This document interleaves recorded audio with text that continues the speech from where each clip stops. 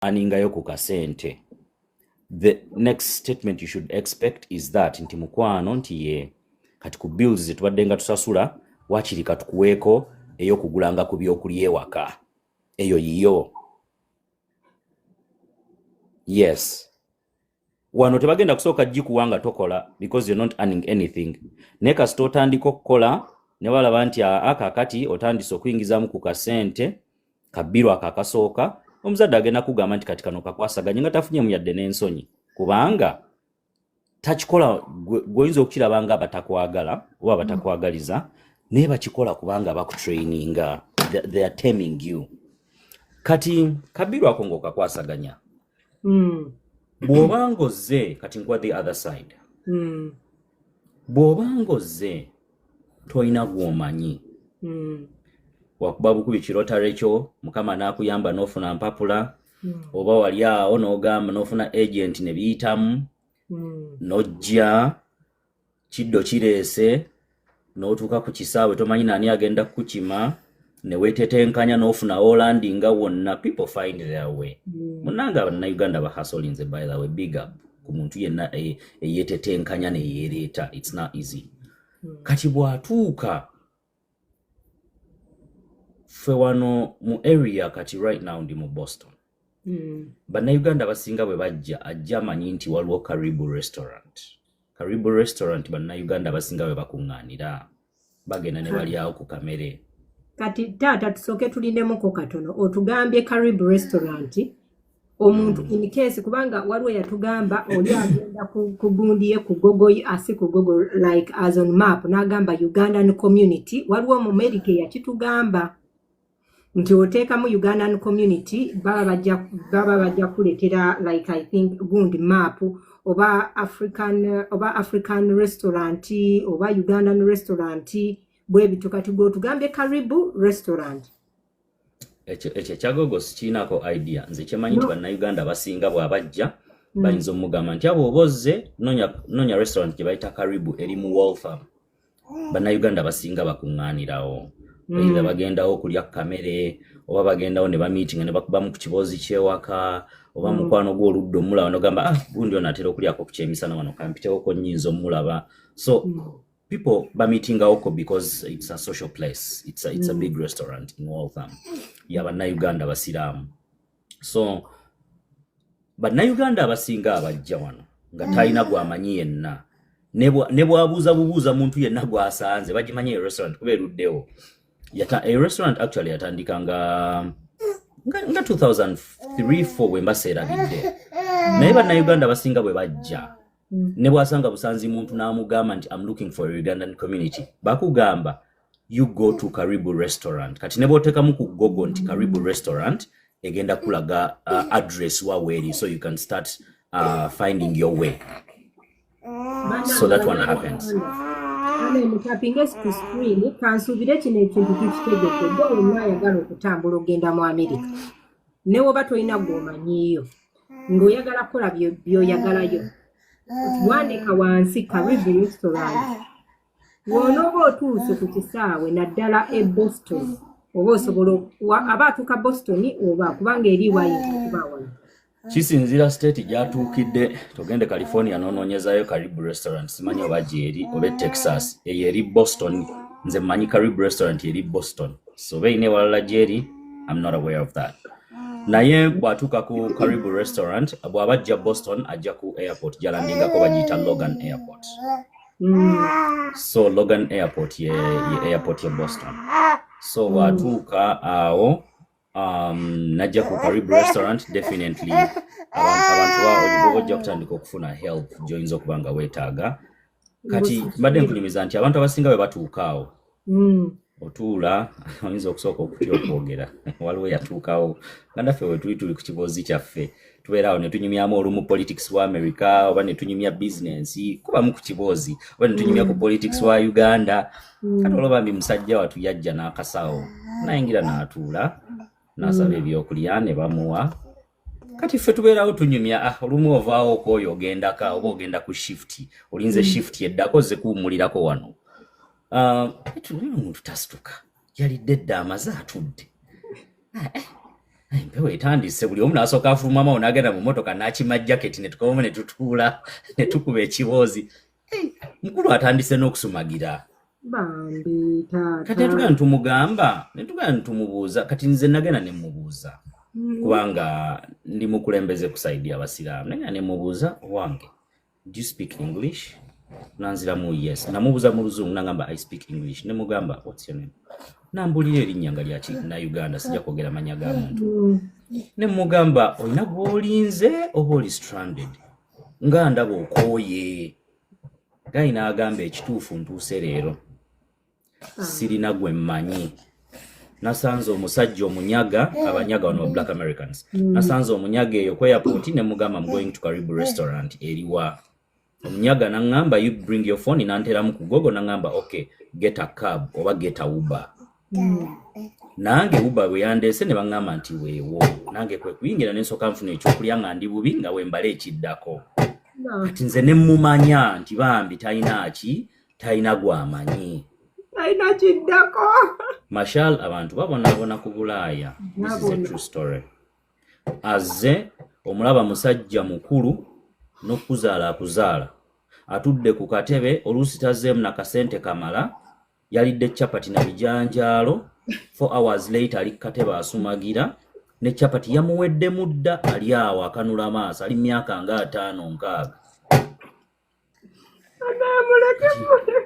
Kati nga mubuuza kati bwe mala omubuuza alina okuloba omusiraamu amaaso gamyuse obukoowu otulo enjala nayo bamingeraika emuluma chapati yawedde mudda nga kati tukoze tutyoddawa nangamba ekituufu simanyi gye ndaga konze kati ozzeewa nti nze nazze mu Amerika konze ekituufu mu Amerika otuuse Allahu akbar. Konze mu Amerika otuuse weewane watuufu kati ki ekiddako nangamba musiraamu nti simanyi wakusula. Abaana dinako mwami Maliki bana abaana mugamba lwaki oseka inze ku airport watuuka natandika kusabiriza kati ayino ng'otuuse kakati nenga tomanyi ngagamba tamanyi ngangamba ekituufu simanyi kiddako simanyi wakusula ntwalaako ewuwo ne mugamba gwotegedde otya nti nze ali wano nnina ewange nange nyinza okuba nga nsula mu mmotoka banaye nakano kankayiseewo. Abantu babeera mu makubo nga batambula nga n'omulimu alina akola kubanga avuga nga Uber naye nga talina any lease gy'asasula kubeera nti alina apartment. Ayinza okuba nga either credit ye yayonooneka nga tewali company eyinza mukkiriza kusayininga lease kufuna wapangisa oba nga alinayo akasango ke yakola oba nga talina credit. Wano ogenda okufuna obufunyi apartment olina okuba nga olina credit nga ate olina n'omulimu ekirala ng'ogenda kuwayoko ne pay stub bayinza obikusaba as proof of verification to give you nti kati osula ku muzigo bweguti ate gye bugenda bulaga byongera kalubamu. Kati abantu bangi wano ng'oyo stress bamukoowa naye agamba nze nagula emmotoka yange this is my comfort nja kwegwiranga muno sirina mukazi sirina abaana kankole kasente kange emyaka gyange wendiko wandiddeeka kati oba toyina address ayinza okujja n'agamba nja kukozesanga ku yo Maliki bwe manyina kye neetaaga empa ku address yo nga mail ze zijja wange buli kimu ekijja wange nze mukubira ne mugamba wayi Mashal nyina ebbaluwa zeeno jangu zikime okitegeera sabamba wangalia mulamu bwebuto abalala ayinza okwogeranga n'abakaribu n'abagamba ngenda kukosa ku address yammwe ebbaluwa zange ziba zizze bwe baba bakisa ne bamuyamba for free it is possible bwe baba tebasobola muyamba ayinza okuba nga alinayo akasente kayinza okuba nga awaayo. Abalala ayinza ogenda ku post office nagulawo akabox nabeera n'ennamba ku posta akabox naye nga talina watuufu wasula. Abalala nga bamusuza naye gye nagamba Mashal nja kusulangako wano ewuwo mu ddiiro buli mwezi nja kuwangayo akasente bwe kati kuza rent nja contributingangayo $5 rent wa sente meka nti rent wange wa $1,500 nti kale akayanira simu n'agamba nti kati rent wange can you stop rent wange wa $1,500 oba 2,000 nagamba nti kale nze nja kubeera naawe ngenda kusulanga wano naawe naye nkwegayiridde kkiriza buli mwezi nkuwengayo $5 n'abeera nga ali sorted. kati nga avuddemu oyo stress wogamba nti ngenda kupangisa wano oba mpangisiza ekifo apartment yange buvunaanyizibwa bwange. Fast forward tudde ku muzeeyi twamaliriza tutya. Ekituufu by then nange nali siina waka wange wagazi wanene wenyinza mutwala. Nali nkyali mu muzigo wano tuguyita muzigo. Omuzigo is apartments. Olina apartment yo eyinza okuba nga ya 3 bedrooms. Master bedroom ekisenge ky'abawala n'ekyabalenzi ddiiro dining eyo done. Kati ng'okuleeta omuntu omusuze mu ntebe olinawo abaana abato it's kind of conveniencing. Kati ate togenda mugamba nti kankupangisize hotel bacharginga per night sente ziba nyingi. Kati usual abantu baffe wano in the Ugandan community people are so helpful. Oyinza oteekayo ka message ku mukutu gwaffe on WhatsApp group ogamba nti bannange we have a brother or we have a sister eyazze any good Samaritan yamutaase yamubeereremu. Nokulanga omuntu akubira akasimu nga replying agamba ze mulete ku address yange oba muteke ku bus number wait emulete oba muteke ku train emulete wano. So depending ku location omuntu wali wano ekyo kibadde kikyaliwo ng'abantu bayamba ku bantu ne babasuza. Naye ate abantu olumbe basuza oba be bayamba abamu balungi mwawukana bulungi naye majority mwawukana bubi abantu bazibu. Ate ekyo ekibawukanya obubi ng'ate azze kusula wuwo. Stories nyingi oyinza osuza omuvubuka mu maka go okeera genda kukola ogenda okugira oti nga yamaliriza akwagalidde omukyala. Oyinza oleeta muwala gw'osuzizza mukazi wattu okeera genda kuyiriba ogenda okugira oti alina ebbaawa ali mu suwaani y'omwaliira. Oyinza omuconnectinga ku mulimu n'omugamba jangu nkutwala ekkalimu kange ngenda kuwa amannya gange muokolera ate omulimu n'ayagala gubba bubbi. Gwakutandisa okusiga enziro mu bakama abo y'omulimu gufuuke gugwe. Kati bannayuganda awo tuli bazibu mu ekyo. Ate tubiwulira everywhere not only in America. Omuntu n'omuyamba n'omuwa ku mannya g'akoleremu ate n'ayagana n'omulimitinga because buli mulimu gw'okola wano any amount of money you earn is going to be taxed. Kati nze ntuuka okufayiringa emisolo bangambe nti guno omwaka wakola $20,000. So government yekubanja ogenda kuzzaayo ko $20,000 ng'ebiri. Mpa example. Kati nga tewaziweza naye olw'okubanga olina munnono gwe wawa ku mannya agakoleramu yagenda akola emirimu egiri abnormal apiikinga shift day and night. Kati bagenda okukuba bbiru omugamba ne Maliki wakolera mu mannya gange omusolo bammanja $2,000 mpaayoko ng'ozirabako nga tozirina. Kati awo ng'ajja wano ng'agamba bannatuuka mu America n'ensanga Maliki yambonyaabonya naye nga tayogera exactly wamubonyaabonya otya. Kati n'agoyinga defensive but takuwa the true story what happened. So of course tetuyinza koma kuyamba abantu naye ate abantu abamu tebayambika boonoonye bokyeza. Eyatugamba nti abaana b'omu America omwo temwagala bakwatira ku byakulya byammwe nti omuntu akuleeta bulungi ng'olina yanywako juyisi wako nkola by the way zino gundi tukolera bantu oli yanywa ku kijuyisi nanywa kijuyisi ky'omuntu yayomba okuva kolo n'amugoba oba kitegedde. So nejuyisi obujuyisi abajja mu not only in America but Marshall omanye embeera y'e Bulaaya. First of all, ekintu kyoyogedde ekyo ekibuuzi twawadde tukyogerako like 2-3 days ago before the New Year's. Nyina live gye nabaddeko ne my brother Sub-Zero, big up ali eyo Sweden. Nga tulyoko tukuba lwali naye nga oluusi tuba tukuba olwali naye nga ebintu byetwogera bituufu.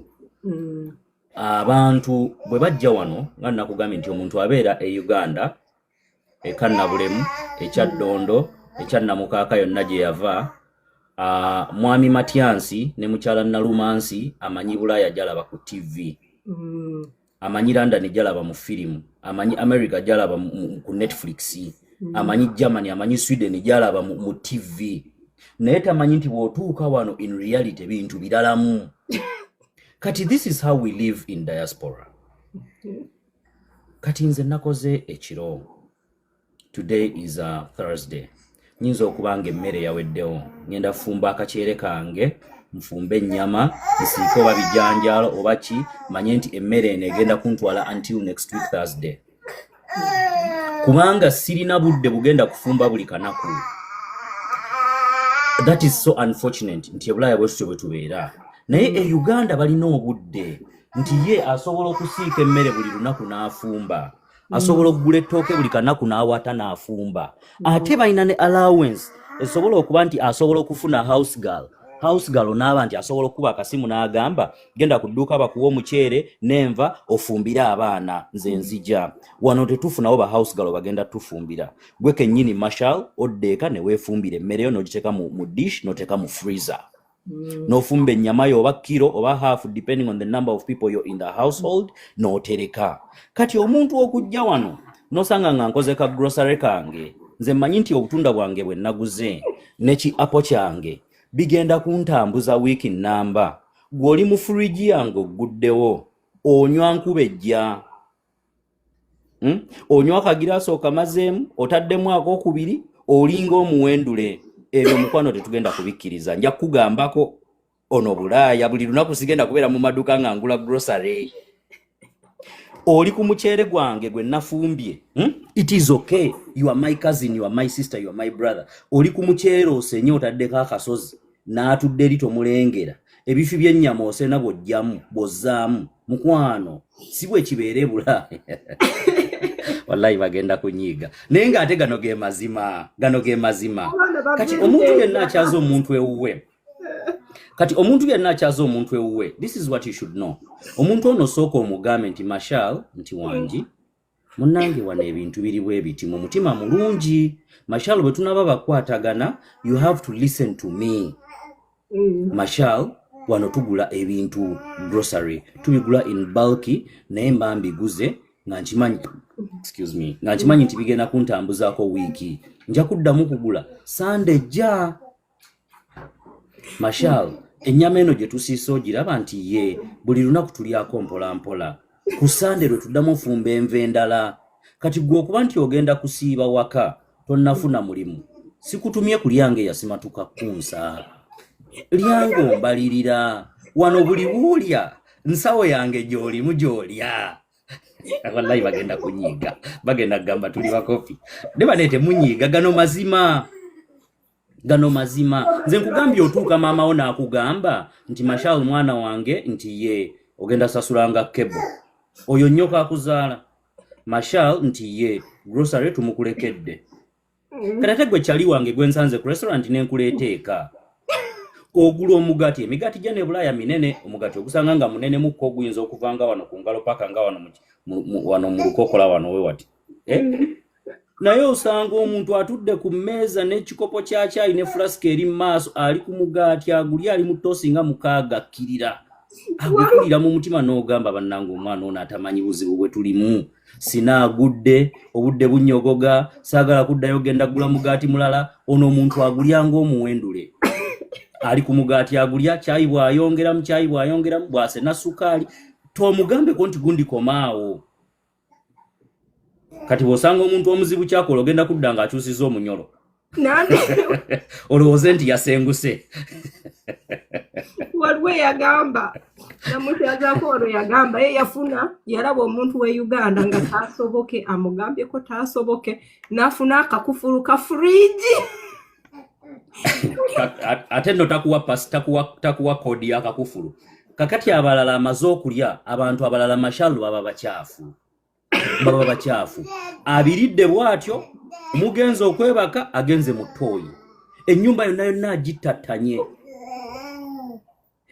agitattanye nga musiraamu ovuddeyo kwata kasipure ofuireko mu nnyumba ffenna otubuzizzaako enzisa olidde okuse okyalimu emimonde gy'eka oli mu ttooyi obaluka abaana bakuwulira tuli mu muzigo oli wa ntondo togambwako bannange abantu abamu omukyaza n'akusobera naye omuntu yenna ku Bulaaya ky'olina okusooka okuvaamu okwesonyiira ddala weesonyiwe kiyitibwa entondo kubanga bagenda kukugambako ogenda kuwulira ebinyiiza bingi ogenda kuwulira ebikudisappointinga bingi olowooze nti bakubonyaabonya olowooze nti tebakuwadde ekitiibwa okole entondo naye nga tomanyi bulamu muntu ono bw'awangaliramu yakuyamba yakuleeta wangi ekibagira buba budde oba ssente za mmere essente z'emmere zibaawo si ssente essente z'emmere zibaawo buli kimu kibaawo nsobola okukulabirira nsobola okuliisa naye the main problem is time sirina budde bugenda kufumba mmere buli kanaku sirina budde kubanga ondesina kyakukola nze gw'olese wuwo osobola okugigula oba nondagirira ngagigula nembeera nga nze nfumba kubanga nkyali mu kiri eky'Uganda ebyaguzibwa bw'oba ng'ojja Bulaaya eyo embeera y'ekyannamukaaka ne kannabule mukyusiza ddala togenda kulya buli ssaawa yonna wano we eat on diet togenda kulya nga muntu yasimatuka kunsa gwe buli ssaawa yonna olya waliwo eyagamba ku live emu ng'omuntu aba talina byakukola enjala emulumira kumukumu ako kabonero ka bwavu ekulumira kumukumu etya olowooza kufuna ssente ate olowooza ku njala okitegeera kati bw'obanga gw'oyagala okubifumba ogenda kubifumba otya amasannyalaze gange nga balirira gakusasula mashaawo amazzi gakusasula kati oyo njogera ku muntu ali owning ennyumba abantu aba owning apartments nga mwasula it is okay ayinza okuba nga biro asasula y'amasannyalaze gokka amazzi tebagasasula bagasasulira ku bill gy'osasula naye omuntu ng'alina ennyumba ng'alina amaka ge gali private asasula amazzi asasula amasannyalaze asasula gas asasula buli kimu kyonna kati gw'ayagala okufumba buli kanaku kubanga nakukyazizza waakajja yo inconveniencing me ago masannyalaze gabala ekintu kyensobola okufumba buli kanaku ekitagenda kummenya bwe kuba nga kubugumyamuko kakyayi tugenda kukola obunyogovu buzze it is okay Marshall n'okulaba obulabi TV n'osiiwa okwo kubanga mbu tonnafuna mulimu nga naye genda kubeera ku masannyalaze gange mukwano omuntu alina empisa nga wakyaddeewo omuntu sooka osabe nange kati oba tomazeeko mirembe ne kati ate kati yeeguma embeera nawe bweriterera nawe n'okyaza omulala olitegeera nti omuntu oli kye yali aŋŋamba kyali kituufu oyo ye Bulaaya case in point oyo ye America ewatali kamwanyi buli kimu wano mu America buli kimu kyakukola nkwadde example nti nnyoko akuleeta n'otuuka after 2 weeks otandise okukola n'akugamba Malik gw'osasula kebo gw'okola grocery oyo ye maamawo olowooza takimanyi nti wakajja okyezimba taatawo yakugamba kakati gwe gwensanze atudde ku restaurant nekugamba jja tugendeko ewange oli mu ntebe zange otudde oyanaamiriza oli ku wifi unakuwadde password olina mu kugiwa ba girlfriend be waleka e Uganda otudde ofuluuta oli mu nnyumba onnyampulukuse wenna ate nkugambako towuliriza okola entondo mukwano Bulaaya akulemi yes bino ebintu tubyogera ne tusoundinga nga bali mean definitely this is not what I do but this is what I hear from how other people treat others and it's reality kubanga nze nkugambye nze nabeera mu nyumba y'abazadde bange nga nsasula kati otolaba omuntu agambira mu Uganda esinga Bulaaya kubanga Uganda nsobola esinga Bulaaya muki esobola okusinga Bulaaya because you have family around you e Uganda osobola otambula nove Makindye for example nokirira ekibuye ng'ogenze wakyaliwo kubamu ku Kibozi osobola okugenda e Masaka ku Christmas n'olaba ku ssengaawo n'olaba ku jjajjaawo n'olaba ku mikwano gyo bantu tebalina byakukola balina obudde bungi nnyo ewaffe mu Africa okitegeera Uganda esinga Bulaaya because there is no that kind of loneliness nti omuntu ogenda kubeerawo ng'oli lonely wano Uganda esinga Bulaaya nti ngenda kudda mu apartment yange mbeere ne mutabani wange twetunuulire sina gwe ngenda kukyalira right now mbutukubemu ku Kibozi buli muntu ali ku mulimu eyasuze ku mulimu kati right now akomyewo eka yeebase alinze obudde butuuke addeyo ataakole abalala balina emirimu ebiri oba esatu yakoze 11 to 7 for example that is overnight 11 p.m. to 11 to 7 a.m. agenda kuddamu akolenga 2 to 10 2 p.m. to 10 p.m. ate ave ku addemu ayunge yenkola ya wano osanga omuntu ng'alina emirimu esatu kati mu nnyumba ng'eno nga I rarely be at home and the only thing that can take away my stress if not my kids is me to be on TikTok nenkubamu ku Kibozi n'abantu ne tusekamu n'okendeza ku stress nenga abantu bawano babeera depressed, abantu bawano babeera mu depression sinti lwakuba nti baba baguba ddalu nti oba tebamanyi kyakola, but olumu abantu betusembeza n'abantu betuwangala nabo bennyini bebatu stressinga. Waleeta omuntu omuyamba omuhousingeko akufuukidde ekizibu, ate bw'omala omuyingiza mu nnyumba yo togenda kumala gamugoba just like that, ayinza okukulopa amateeka ne gakwata nenga gwe wakola kisa.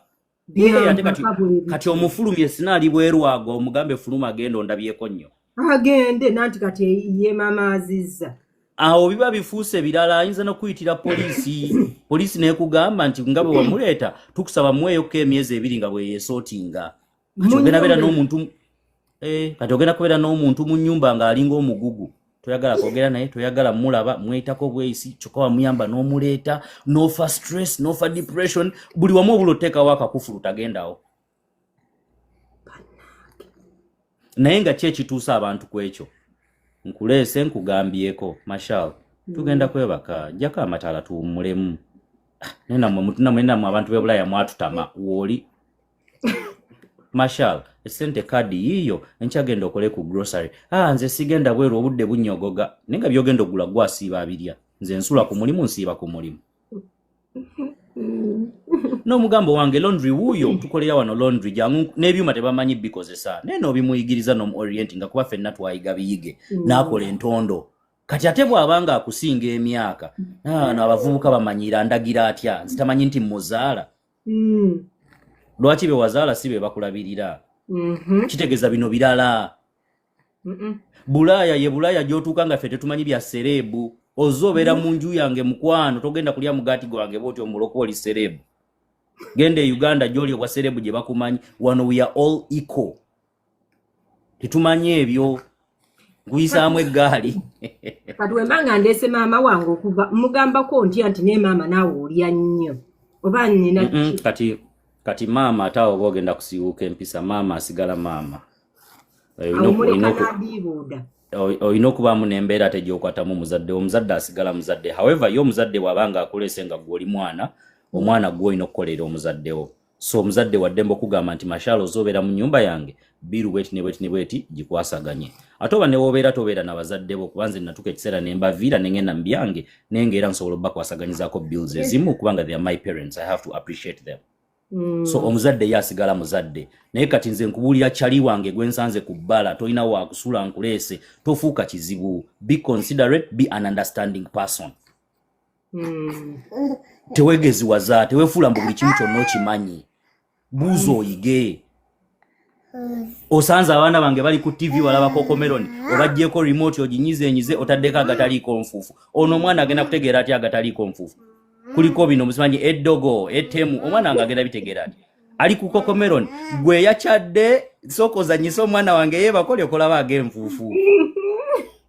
Mubuusebuuso muyimbire namu abujubuju, abubububu. Gwe oli mugenyi bikole. Ono naasesalo za mbiyimbira ye.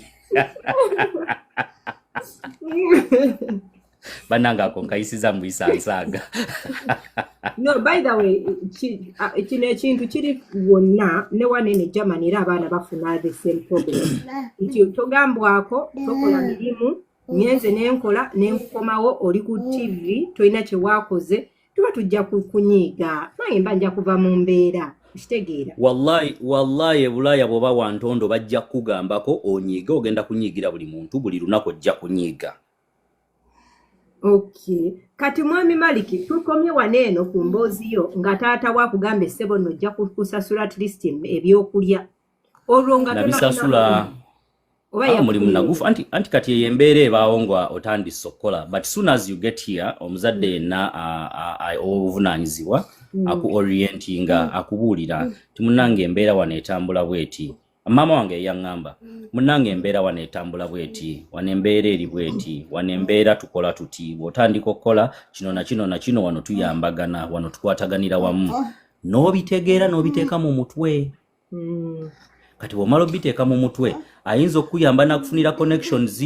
Ffenna abasooka wano ojja tolina gw'omanyi, either bw'otuuka n'otatuukira mu ssomero kusoma, sooka n'okolako mu bakadde oba n'okolako mu balalu oba n'okolako mu ezo zi Dunkin Donuts, Burger King, ani kati nze kyannemesa okukola mu ebyo mubaamu embizzi. Nze eddiini yange siisikwatako, nali sinza genda kufuna mirimu mu mabaala bwaweyita mwenge nze eddiini yange sikwatako naye nasooka ne nfuna omulimu mu nursing homes mu bakadde. First of all nasooka ne nsoma ka certificate ka CNA, certified nursing assistant. Kati ka certificate aka akasookebwako aka certified nursing assistant kakuyamba okutendeka n'okugunjula ku butya bw'ogenda okukolamukko mu bakadde, obbayamba, obbanaaza, obbambaza, obbaliisa, okubawa ekiyitibwa companionship. But in America, you do not just come and start working just like that. Byakiyaaye. Osooka kusoma n'ofuna ka certificate yako nobeera certified. Singa ofuna obuzibu omukadde ono n'afuna ekizibu ng'oli ku shift okwo ne bajja ne bakusanga nga tolina bikukkiriza kukolerawo. Mukwano komera biba birala. Ate bw'oba tolina nno na mpapula bayinza n'osooka okusiba ate ne bakudipootinga. Kati so kyenjagala okubuuzaamu kwawo awo wennyini bwe tuli. Gwe ng'omusajja bino ebintu bya nansingi omuntu agamba mukwata mu bubi olina okunaaza na bunnya y'omukyala nga gwe omusajja wali tokirinaamu buzibu kubanga wali tokikola. Twazinaaza dda kano ka certificate kakuyigiriza buli kimu bakayita certified nursing assistant okasomera wiiki 3 oba omwezi gumu bakuyigiriza bw'onaaza omukyala grooming omukadde. Grooming means neenaawe weefugeko musiraamu ndeka bakuyigiriza engeri gy'ogroomingamu ba elderly clients bano b'oba ogenda okukola nabo, either mukadde how you're going to groom them and work with them. Grooming means ayinza okuba nga ayagala musalako ku nviiri oba kumusala ku njala oba kumusiigako ka cutex abakeesiiga bingi bye baagala okuba nga tubakolera abakadde abo. Kati ebyo byonna biri under grooming. Kati ka certificate kano ke tusoma kakuyigiriza ne kaku orienting ebintu ebyo byonna engeri gy'oba ogenda obbikolamu. Kati ogenda okukamalako omwezi mulamba because mukola ne clinicals. It is like a nursing certificate. Mukola ne clinicals ne mugenda mu nursing homes ne babalaga engeri gye mugenda okulabiriramu abakadde bano. So byonna twabikola. Naye bw'otandika okukola in real life nga kati oli ku mukadde yennyini wuuno wano otandise omukolako. Wabeerawo omuntu akushadolinga gw'okola naye akutraininga on job because hands on byanjawuloko nebiri byosomye mu kiraasi bye bakugamba nti wanookola bwoti ebya hands on birala. Kati bw'ogenda mu hands on ng'ofunye akalimu mu nursing home obeera n'omuntu gw'okola naye CNM nno oba nansi abanga supervisor wammwe akulaga nti kati enkya tugenda kunaaza mukadde ku makya ssaawa 2 beerawo olabe na ayinza n'okugamba naawe kati kwatako wano olabe. Mashal ebintu abantu bye boogera mbu tukwata mu bukyafu abasajja tunaaza abakazi esimanya abakazi banaaza biki eyakima ssente entondo zireke ewammwe. Olunaku lwe walinnye nnyo olunaku lwe wasimbula ekigere n'otuula mu mmotoka n'okwata erya Ntebe airport n'ogenda n'olinnye ennyonyi awo entondo we zaakoma. Eno e Bulaayi watali wa nnyoko na kitaawo ng'ozze kunoonya ssente byonna ojja bikola. Ow'entondo nze sikwata mu bukyafu ddayo e Kampala. Kubanga abakola mu ebyo ebya nansi kati nga gwe omusajja omusiraamu omukuuku owulirira ddala nti omukazi okwebejjula bw'ati n'otandika omunaaza yenna gwe nga gwe obwongo bwo oba wabupulaninga dda oba just kijja naturally nti yes I have to do this. I think it comes naturally. Yes, this is the job I have to do. I'm doing this for survival. Okikola oyambala gloves oteekako ka maski n'onaaza omukadde. Oyinza n'okuba nnongo okyamunaaza ng'omukiliininga yakoze number 2 oba okyamuyonja n'addamu ng'alinamu nga ka diarrhea. Gwe lowooza ng'okyamuyonja omumaliriza bw'oti omusibye pampa omwambaza n'addamu ng'olina okuddamu process yonna. So that's a professional because osobye certificate eya certified nursing assistant. Kiringa bw'onaagamba nti nze ngenda kukwata ntya mu bbwa ly'omuntu omudressing ekiwundu oli musawo. This is what you studied. Ekiwundu kiri kalekaleko. Kati eddiini y'Obusiraamu this is a profession naye era tekigaana because kati ngenze kukola ku bakadde gwe mulimu gwenfunye ate oba tuwakolako ne mu kisiibo nga wasiibye n'omuwenjula n'omuwenjula ebbina n'omunaaza bulungi n'omusiimula n'omwambaza n'ogenda n'onaaba engalo n'oggyako giravuzi lunch ne tukalogera n'oli akamere ko bulungi nnyo nga toyagala na kumanya bye wabaddemu. Oba n'ogenda n'ofuna wuziyo n'osala eswalayo ate n'odda ku mulala. Yes. Kati oyinza okujja ku flow. Kati ojja ku flow ng'olina abakadde 6 b'ogenda okunaaza. Ogenda kumunaaza omusenya amannyo, omunaaze mu maaso, omusiige calotion bulungi, omunaaze engoye ennungi, okkirire no wansi mu bitundu by'ekyama babita the perineal area. Omunaaze the front, omunaaze the back, omuwiping, abamu babeera ne bed sores, omuteekeko ka powder bulungi, omulongoose, omulabirira nga alabirira nnyoko oba jjajjaawo. Because era supervisor alina okusanga omulimu ogwo ng'ogukoze bulungi sigadde bengalye. Omukadde ono bw'aba ategeera n'akuloopa nti omunaaza n'omuleka mu bukyafu ne bamukebera nga yababusa akabina alinako amabwa, mukwano ogwo nagwo musango, kikuggisako certificate yo. Negligence kikuggisako certificate yo. Olina okuba nga byokola bya muntu ali professional. Ate omumala omunaaza n'oweesimba wali n'omubuuza nti maama, is there anything else I can do for you? Okay, sorry. Ati ye boss wo yakusasula. Kati bwabanga ava mu families ezinamu kasente bayinza okutiipinga. Oyinza okubanga omukadde ono omulina nga wa private ng'ogenda mu maka gaabwe nga gy'omulabirira nga si wa nursing home. Abo nno bagabira ddala ku kasente akawerako. Kati kambuuze omusiraamu kyatukola. Omusiraamu wali wanayomba simanyi kyayagala.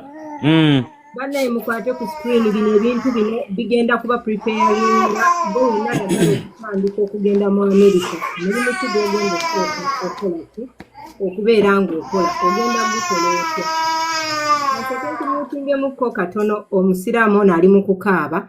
Bannaye tutapinge ku screen bino ebintu birungi nnyo nti gwe wenna eyeenyinyala omwami akugambye musiraamu naye n'ekisibo gw'alina enneema oba oyina enneema oba abasiraamu bagiyita naki eno oba kiki nga ggwe ddala eddiini lyo olirina nnyo tekisobola kukkiriza kukola kino eno. I really don't know ky'ojja okukola. Naye ng'ebiseera ebisinga gy'emirimu egirimu awo amangu ate egitali halaamu nti nno oba kubanga zino McDonald's atugambye mubeeramu embizi. Kati which means olina okugenda n'okiriininga ebintu ebyo. Simanyi ogenda kukikola gwe nga gwe naye ojja kufunayo ka certificate ako kakugambye ka CSA ako certificate of nursing assistant naye otandika okugira. By the way omulimu si mubi naye bw'obanga ddala oli willing okugukola which it is okay osobola ogenda maaso n'okola omulimu ogwo. Okay, can I say something before he come? Kale jangu Rachel oyogere nga tanaba kukomawo. Mwami Malik woba maliriza taata tukyakwetaagamu okutugamba ebintu bingi nnyo ku bino eno. So, Abannayuganda mwenna mubeere wanju. Mukyala Rachel. Hello. Happy New Year. Happy New Year. Thank you. Bwansindikira message ya Happy New Year bana. Alright, sikusindikira. Here. Gwe bane nsanyuse nnyo yo mwami gwotuleetedde. Nsanyuse nnyo. He is so good. To know that annyonnyola there are some people been meeting wano Germany nga tebalina kyebalina kisobola kukola wano Germany kubo. No bagamba nti bannange kola nursing azo obimanyi naawe eby'Germany nursing bamugulawo nnyo ayingiza abantu bangi oli neyeekoza nga igentlich bw'obeera nga ogumye omutima nga omwami oyo bwagambye nti bw'obeera ng'omanyi toyina kikuyisaawo ng'ekyo kikuyisaawo omulimu okukola.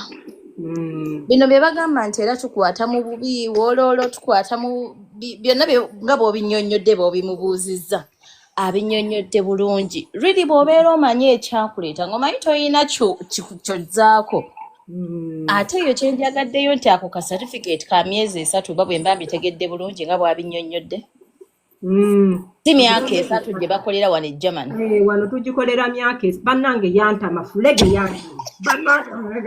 gwe yakutama naye nze najja olwedde ndi musawo kati nze saakiinaamu buzibu oba okitegeera kale wano bakisussa naye nze saakiinaamu buzibu. Ekirinamu obuzibu nkitegeera naye Masha bw'oba tolina kyozzaako oyagala okudda e Uganda kaakati wali ozibiriza n'okola ekiddako n'ofuna akasente naye nga bambi annyonnyodde bulungi nnyo abaana kansuubire nti babitegeera bw'ojja nga tolina kyozzaako nga kyekikuyisaawo ogwo omulimu gukoleka nandi kati awo nja babuuliza tewaliyo miralalala akutuulako mu woofiisi nnyabo emiralalala empapula oba tolina omanyi nti otuuka wano emiralalala ng'empapula bakugamba olina kukola abituwa Masha nzije nnyina emyaka gyange 3 ng'oŋŋamba ate ntandika okukola abituwa mu Lujamani oyinza okumuyita abantu bwepika bwepisi bannange omuntu agamba mbu as long as you have mask yayo ogiraba buli wogiteekako you inhale too much nze simanyi bukale simanyi bwenkinnyonnyola kubanga kankubulye ne kabebi kaffe kange bba wange yasooka kwambala masiki omulundi ogwasooka nga katandise okulya emmere ne mugamba osaaga ekyo kye bayita okufuuka taata bw'obanga ali omanyi ogafuuka taata n'ebyo mwebiri takyayambala masiki oba okitegeera otuuka nkugambye nga Maliki bw'agambye nti omala okusiimula wano pampa n'ogenda n'otuula n'okubaka breakfast ne wabanga watali kituuseewo oba okitegeera kale nange sibinyumirwa nnyo naye nze nga bwe nagambye najja ndi musawo engeri gye nali nazaalisaako ng'omukyala agenda okusindika omwana n'asooka n'akola namba 2 nali mbimanyi nga mbisobola so mukyala Rachel babuuze oba ku dining ng'olya omwana wo n'akola namba 2 omumuleka n'amubeeramu oba osooka n'omuyonja n'olya abamwana wo yenna asigala namba 2 namba 2 omugagga n'omwavu omuzungu n'omuddugavu yenna asigala namba 2 nze nakula seenyinyala sikirabamu buzibu era nsituka ne mutereeza n'enkomawo n'endya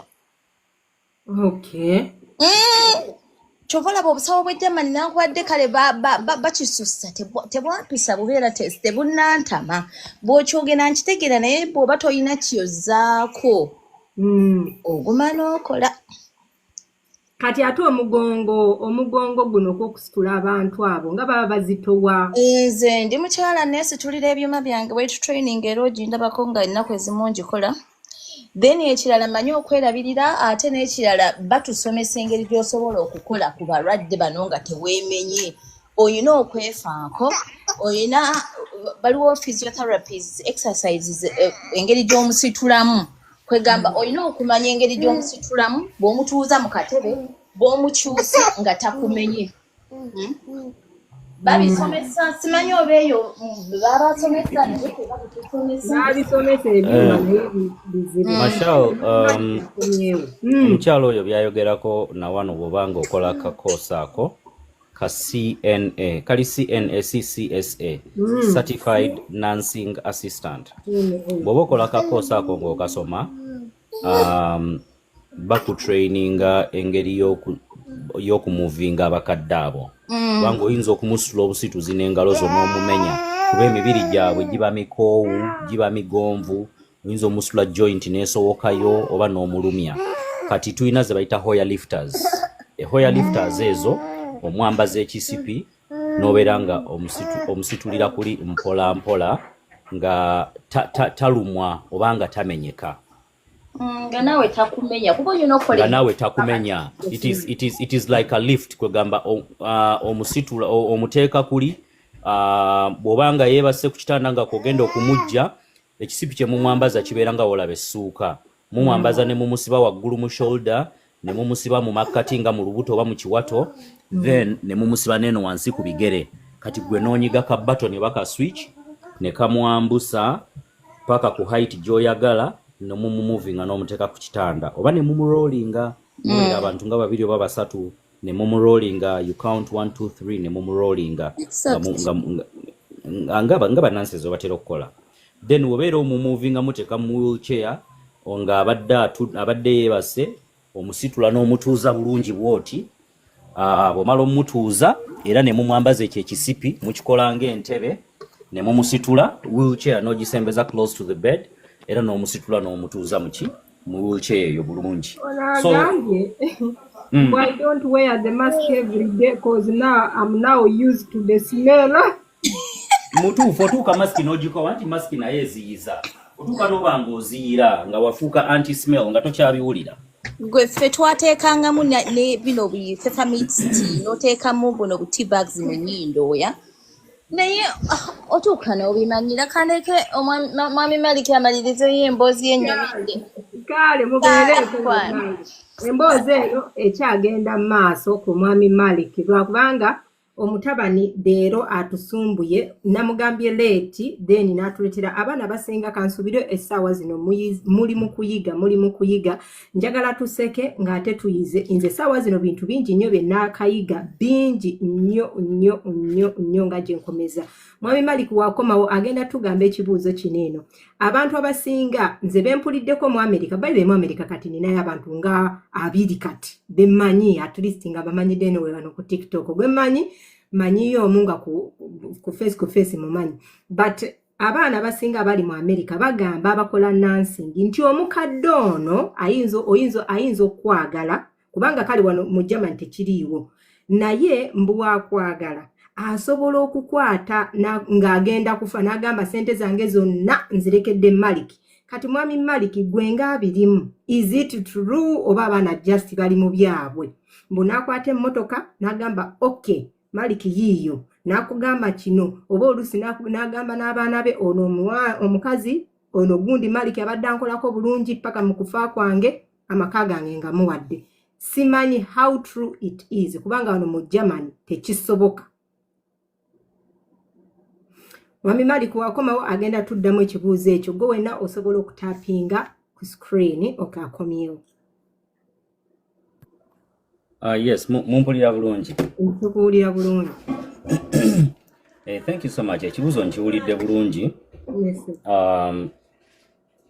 Wano mu America kisoboka naye nakyo kiri a little bit tricky. Ekyomukadde okugamba nti emmali yange yonna njiwadde omwami ono yabadde andabirira oba njiwadde omukyalo ono kubanga yabadde andabirira.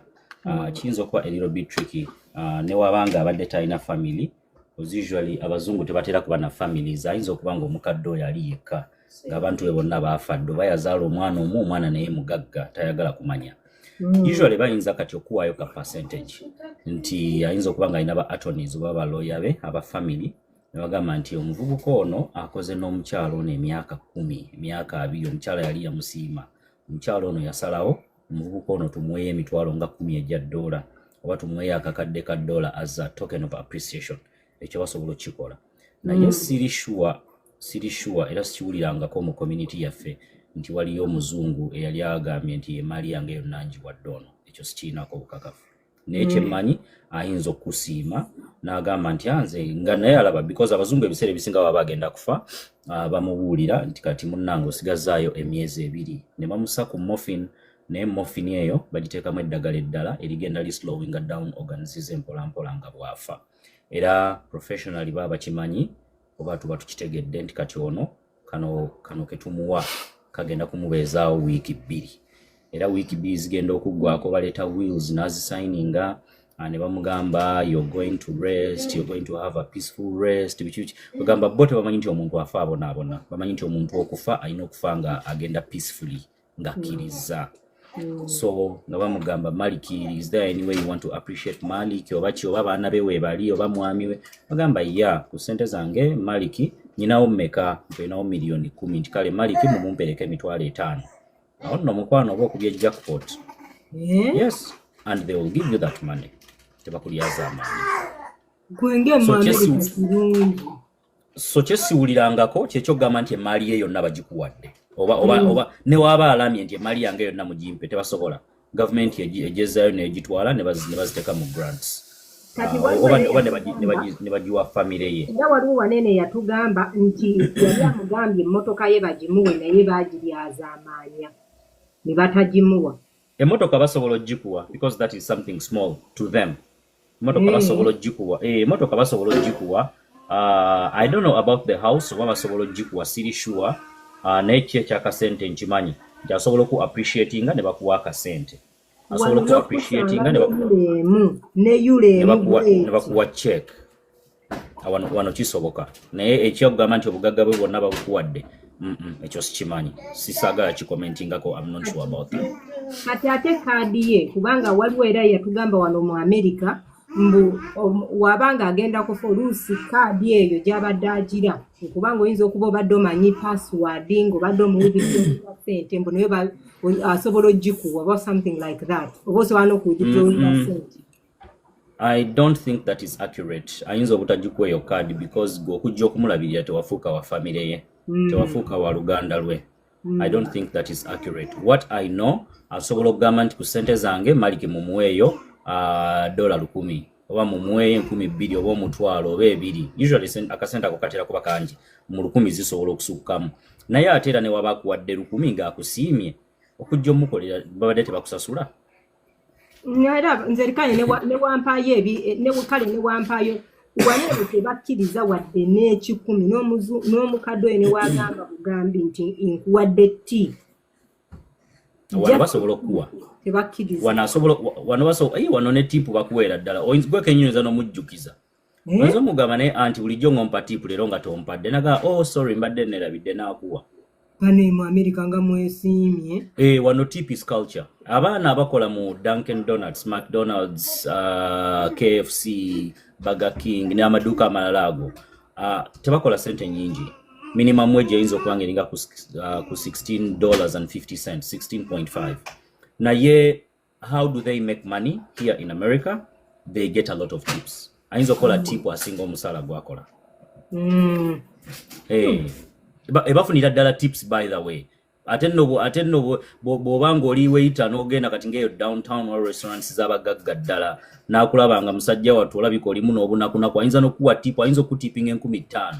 Abajamani abo abantu bagabi by America bagabi. Ayinza okutipinga 1,000 muyinza okujjawo omukwano n'agamba by the way mbadde njagala kujja mu restaurant jangu ekolabirirenga maama wange private. That private job ayinza okuwanga $3 per hour. It's good money. Ayinza okuwa $4. Kambuze waliwo abantu abatugamba nti mu America omuntu asobola okusiima anyway kati ngera naye wookyogedde ku mulimu n'akusiima oba oluusi oyinza okuba otambula n'akulaba bulabi n'akyusa entire life yo n'agamba n'akwagala si bya love but n'agamba I'm going to support you, I'm going to do this and this. Kisoboka naye ogwo mukisa 1 in a million ogwo mukisa. Naye all I can say is omuntu mu mbeera yonna gye weeyisaamu ne gye wangalira olina okwecomposing obulungi olina okweyisa obulungi olina okuba nga you are a gentleman. Gentleman sitegeeza musajja yekka naye n'omukyala. You have to be gentle. Tine oba oyogera n'abantu yogera ng'olimu kawo yogera ng'olimu respect. Ne bwoba olina bintu by'okolera abantu kola ekintu ng'okikola with love, with passion. Ono omuzungu tatunuulira nnyo nnyambalayo. Omuzungu tatunuulira nnyo weeyisiza otya. Omuzungu atunuulira nnyo ethics on what you are doing, professionalism n'akusiima. Yes, so kyoyogedde kisoboka naye now you have to be humble. Togenda kujja buzinga osaatuuka busaatuusa ebintu okolaga ddibe ngalye osuubire nti luck esobola okukwatawo just like that. Nedda. Era luck egenda okujja Mukama naye ateekateekera balungi okufuna eyo luck n'agikutera. Wano ne woba oliko enneema ya Yesu Kristo ng'ekukka wano. Ate naffe kati emize gy'Abamerika twagiyiga. Genda e Uganda abantu obassa tip ne bagamba omusajja nga agaba nnyo. Twabimanyira. Actually, there is a way how you feel guilty. Okujjako ng'omuntu mukodo. There is a way how you feel guilty. Ogenze ku cafe Javas olidde. Kati abantu abasinga baveno ogenda Uganda bayagala nnyo okulya local food eri organic. Oyinza ogenda mu ka restaurant akalayisi n'olya oluwombo. Oluwombo ne bagamba nti lwebiri kitundu. N'owaayo $3 omwana n'akomyawo balance wanga 10 oba 5. Gamba you keep that. Nakubuuza are you sure? Nomugamba yes you keep it. Nga wakimanyira. Wano tetuwa tipu era ngenda bulungi nendi emmere mpozi ne tukuwaayo yulongeemu ekinene muli bagumu. America by the way another thing America baspending nnyo. They are big spenders compared to people who come from Europe. okuzaayo ko wali eri Maliki watugambye wali olaba America ey'omu TV watuuka ku reality yennyini gwe America gwe nga gwe wagiraba otya the first time kubanga otambuddeko e Dubai ogenzeeko ne walala obaddeko e Uganda gwe kennyini America awo obadde ensaba omwana ayina ebbugu mu liririri asooka ogimugambemu. One, thank you. I know mu buli nsi yonna tewali kintu nnyo kyabwerere kyogenda kufuna. Unlike ewaka e Uganda, oyinza okufuna ku byobwerere nti emanju muyina olusuku osobola okgenda n'oggyayo emmere n'olima oba n'okungula ne mulya. Osobola okuba nga olina house girl ewaka oba omuyambi maid n'omukubira akasimu n'abateekerateekera ne mujja ne mulya. In America, it's hands-on. Buli kimu kyonna it is hands-on. Gwe kennyini. What determines your life in America? Obulamu bwo butambula butya? Oba butandika butya? Obulamu bwo bugenda kubeera determined okusinziira ku bantu b'otuukiddeko. Omuntu gw'otuukiddeko bw'akudrivinga mu bus ennungi n'akunavigatingira bulungi, excuse me, your life ejja kuba nnyangu. Bw'akunavigatinga n'atakulaga bintu mu butuufu bwabyo, n'akulaga America ng'ensi ensuubize, etaliimu hustle, etaliimu kusevinga, etaliimu kulowooza kukozesayo sixth sense, America egenda kutabukira. Awo wennyini egenda kutabuka paka lw'oligifuluma oba lw'oligivaamu lw'olifa. Kati lwaki entabukira ng'ate emirimu gye girimu ng'ambe McDonald's nsobola okukola mu bakadde lwaki entabukira? Emirimu egyo gye giri ku muntu ng'afunye empapula. First and foremost, omuntu atuuse e Bulaaya, ekintu ky'olina okusooka okutunuulira oba okulowoozaako ennyo okufuna mpapula. Bw'ofuna empapula e Bulaaya, everything else opens up. Empapula bwe zikulema okufuna, especially nga wano mu America, you will be limited to doing some things. Kubanga buli lw'ogenda okulaga, bagenda kubuuza status mpapula. Mu mirimu egisinga, oba egiriko akasente akangi. I'm not saying abatalina mpapula tebakola ssente oba tebafuna ssente nnyingi. Bazifuna era bazikola. Naye bikalubamu. Nze akeera ne ngenda ne nkola ku mulimu gwange nga nasoma. Ne nfuna $65 per hour. Njawukana n'omuntu agenda okugenda eyakoma mu kusoma CNA gye nakugambye, Certified Nursing Assistant. Omuntu eyasoma Certified Nursing Assistant n'akola mu bakadde. N'abeera mu comfortable seat ng'atandise ofuna $2 per hour oba 18 oba 25 kale kuba kati zeeyongeramuko after COVID. N'obeera comfortable ng'olabeeko e Uganda abalagala okugulayo zipoloti okaguzeeyo, oluusi bwekaba kayumba okazimbyeyo, baganda bw'osobola obbalabirira, baddayo ku ssomero ka shopping osobola okukakola, naawe apartment osobola gisasula, abaana bo basoma, oyo yatuuka n'abeera comfortable and they are okay. But what are your dreams? What were your goals ng'ojja mu America? Birooto ki bye walina? Eriyo agenda okugamba nga nze ekigambo kye nakugambye, me I wanted quality life. That's why nali njagala nnyo okujja mu America. Kati eriyo agenda okugamba nze quality life nagifuna. Bwe ndwala, I have insurance. Bwe guba mulimu, I have a job. Mfuna sente ezimmala. I can survive. Nga ogamba nti survival, income. Ka apartment kange nkasasula. Emotoka yange insurance ngisasula. What else do I want? E Uganda, buli omu ali kubibye for God and my country. Sina yo gwe mpabiru, sina gwe ndabirira. Maama asobola omuweerezayo $10 oba $2 oba $10 ne mota. Zebirala saagala kumanya. Oyo gyali ali comfortable. Era ye toyina ky'omugamba. Esente ze azikola tava ku nnyonyi. Ngenze Dubai mu vacation. Ngenze Panama. Ngenze Bahamas. Ngenze Hawaii. Ngenze ko Mombasa. Ngenze Uganda. Abo gye bali nga ye ali comfortable yatuuka. Ne wabaayo naffe why nteekayo ka apartments z'abapangisa e Uganda nkikoze ntya njagala kugula ku nnyumba mu America nkikoze ntya nayagala nnyo okusoma okubeera engineer nkikoze ntya. So when you come in diaspora in America kyewali olooseeko kyonna kyoyagala okukola okisobola naye otya bantu kibe watuukiramu. Bw'oba watuuka n'owangala n'abavuzi ba Uber n'ovuga Uber, sigamba nti babi, bakolera balabirira families zaabwe. But I'm giving an example. Bw'oba bwe watuukiramu n'owangaliramu ne bakulaga nti mu Uber mulimu ssente, ne muvuga taxi, ogenda kuvuga taxi eyo before you know it ogivuze emyaka 2 okaddiye. Ng'essente ozikoze oyambye oziweereza but you don't have any profession.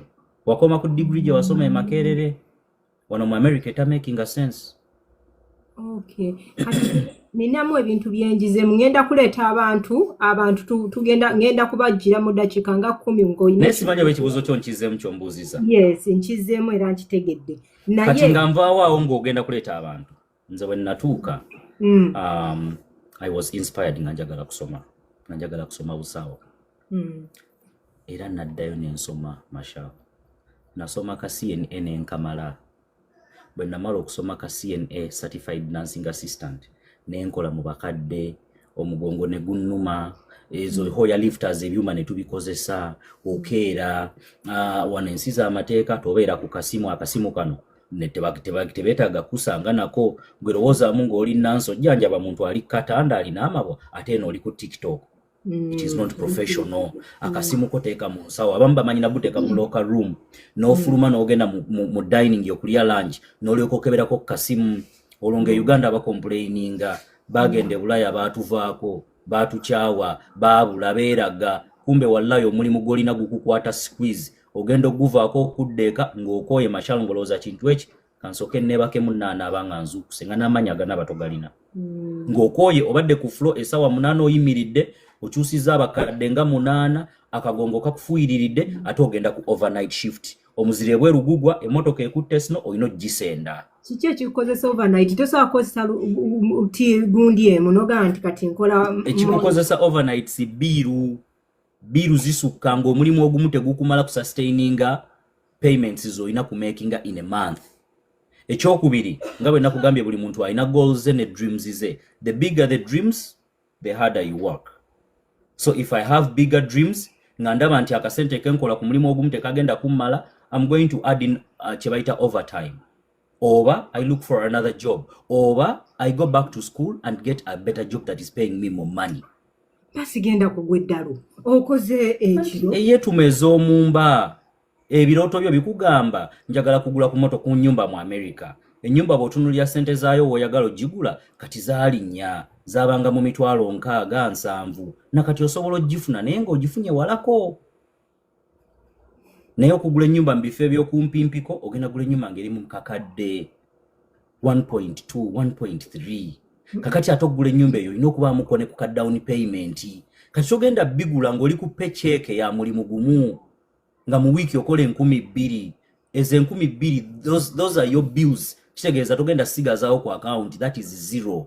Kati olina okubeera lindako kati ekikuteekesaamu emirimu emingi gino kwe kugeza check yo nti guno omulimu gwange ogusooka for example nsena amazzi.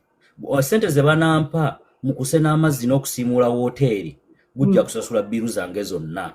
Essente ze nnaafuna mu bakadde nja kukolako ku saving nyambeko ku maameeka then nange nsuuleko ebbali ku dream yange. That is why people are going to go for 2 or 3 more jobs.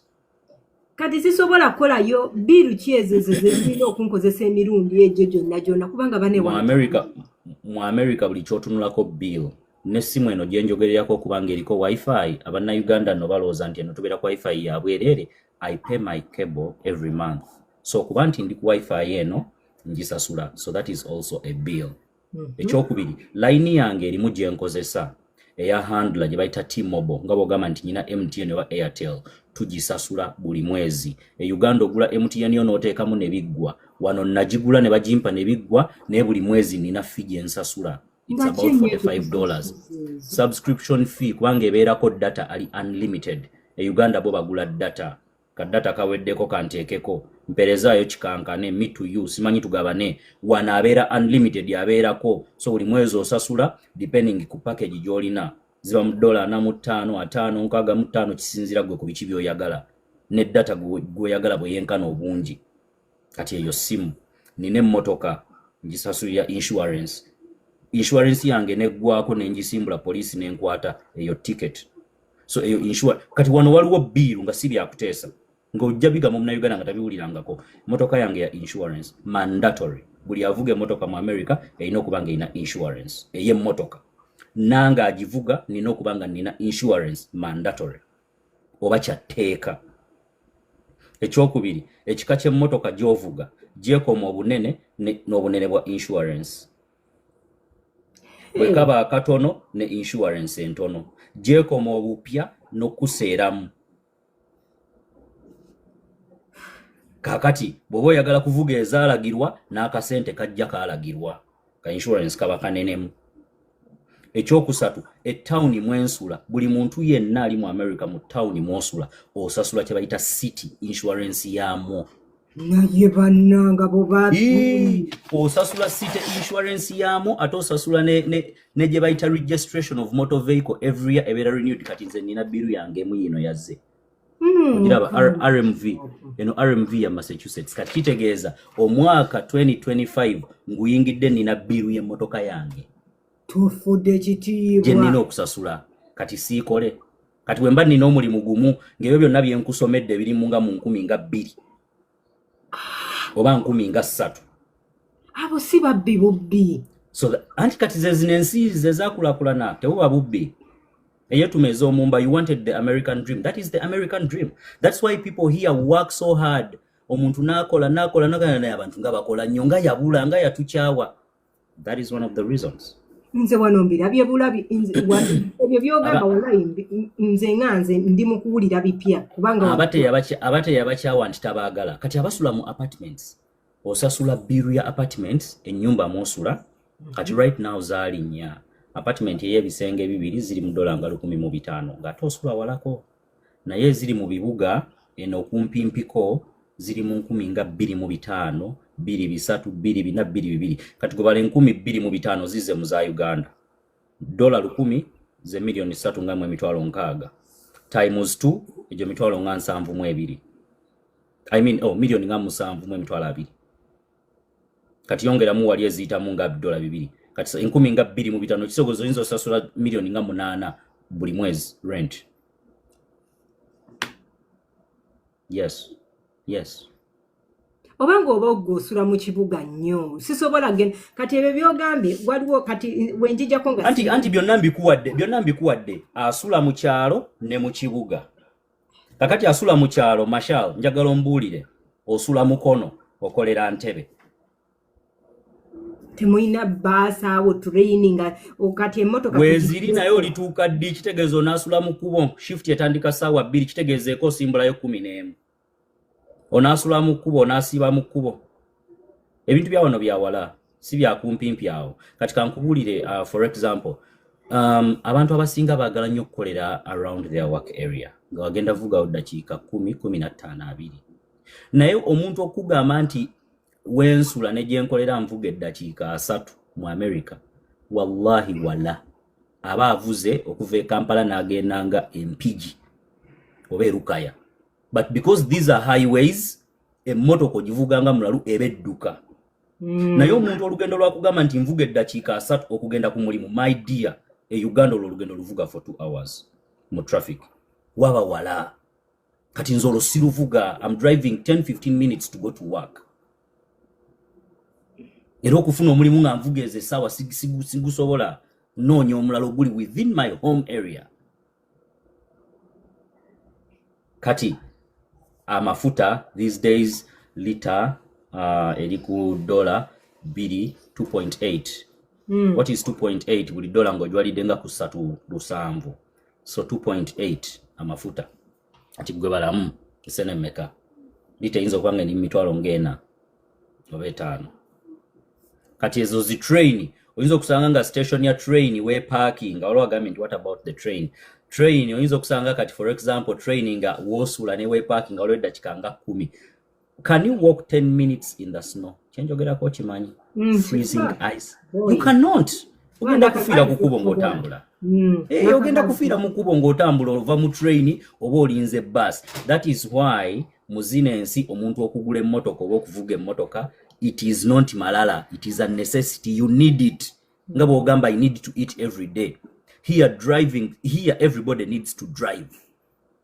Ne bw'aba maama wange nga azze wano omukazi wattu omukadde myaka 8 alina okuba nga akyalinamu agavuga. mugambe mukadde motoka yiyo wevuge ng'ogende w'oyagala obimanyi, oba nga nja kumuvuganga munone mukime musombe. Era wano osanga omukadde myaka 9 nga kali ku kkubo kakyasobola okuvuga ne kagenda gyekaagala. On public holidays, no train and buses. Kakati ahambuulira ng'olina shift ogenda kukola nga tezaakoze. Hey, kaba kaweddemu. Sino yagudde. Muli mu storm, blizzard, enkuba egwa, buli wamu amazzi mangi. How are you going to walk and go to work? Ebyo ku mulimu egimu tebabimanyi. Basobola okumanya nti kati kale waliyo storm, waliyo snow, ne bakusonyiwamu olunaku oba ennaku 2 because obeerayoko ne hours zo bazita accruals, either vacation time oba sick time oba biki. Yes, but it's not going to happen every day. Kati snow bwagwa okumala wiiki nga tolya weweetaagire emmotoka. Ate nno wano kati states nga Boston ezifuna snow eziri no ku East Coast, Boston, New York, bichawo, Connecticut, New Hampshire, waliwo endala New Jersey. Ezo states ezo zolaba omuntu era obusanga omuntu ng'avuga emmotoka ate erina okuba nga motoka erimu ku magezi nga 4-wheel muko. Of course n'endala zitambula naye zitawaanyamu ku snow. Muntu omusanga akamotoka kaaseeredde ng'ali eri ku mwala nga muganda wange kiki nti nsikaamu. Ennaku eri Bulaaya. Bulaaya mulungi, buli kimu okyagala naye. Ayina kyayogedde mbalamusizza nnyo banyama. Ayina waayogedde n'agamba nti wano waliwo bbiru zotasobola kwewala. Ng'oba oyagala oba toyagala nga kiringanga ogamba nti olina okulya emmere ng'olina okugirya oba oyagala oba toyagala. Kati nga kali kakugambye mbuno nti oyinza okuba ofuna omusaala gwa 2,000 kati nga ate bbiru zirera mu 2,000 kyokka ate Uganda ng'olina requirements endala eziri e Uganda z'olina okukwasaganya. By all means ne wano abantu abasoma si bantu nti abataasoma be bakola ebyo. N'abasoma balina emirimu egy'akabi omusanga ng'akola extra hours oba nga akuteyo ne shift ate mu ewantu ewalala akikwasaganye kubanga ate wano n'ekirala nti oyinza okwekusanga nga wasoma ng'ofuna ssente nnyingi naye ate ng'ezisinga obungi ziggwera mu musolo. Ng'oyinza okuba ng'ofuna 10,000 kange zenga 4 eza pound naye nga tebakuggyako nga 1,500 nga luggwera mu buntu nti reduction obwo basalaasala kati neweesanga era ng'oli short ng'olina okugenda ate era still okikwasaganya naddala nga womala okusasula ebyawano nga tosigazaawo ka ssente ng'olina okugenda n'okuba extra shifts oba ng'olina okugendako ewalalala okwasaganya akasente. Wano mulimu ebintu ebimu kati ffe wano ng'e-UK tulina ebintu bye tusasula nga council tax. Simanyi mu America yo bakiyita naye wano e-UK tulina ekintu kye bayita council tax. Tosobola mudduka ne wooba weewala kugamba mbu eyo bbiru ekusibya. Eyo bbiru council tax eyo kwegamba buli kibuga wano kiyina rate yaayo ate kisinzira ku nnyumba gy'osulamu. Buli nnyumba gy'osulamu ye tax gye bakuba. N'abantu abakulu abagibeeramu mubeeramu abantu 2 oba 3 nga babagamba oke muli bakulu muli above 18 nti ye kati gye emitwe gye mulina okusasula tax gwe mujja okusasula omutwe kati oyo tax ayinza n'okusibya ate ng'osasudde renti. On top of rent kati eyo tax yawa kanso bino nga biini zino zetujjuza zetukozesa sente za kanso okulabirira kubatereereza city ebibuga nti kati amataala gafudde ebitaalatala nti bifudde byezo sente zebikola n'okutereeza health care mu ebyo omugundi ebintu ntubwe biti ebitonotono. Kati eyo bbiru nga bwakugambye waliwo ebintu byotasobola kudduka oba oyagala oba kati oyinza okwesanga oyagadde ennyumba ey'akabi buli oyagala ebintu ebyakabi bbiru. Oyagala ennyumba ey'amaswappe kanso yejja kujja ng'eri waggulu mugisulamu abantu abakulu bameka nti abantu 3 nga babawa bbiru yammwe nga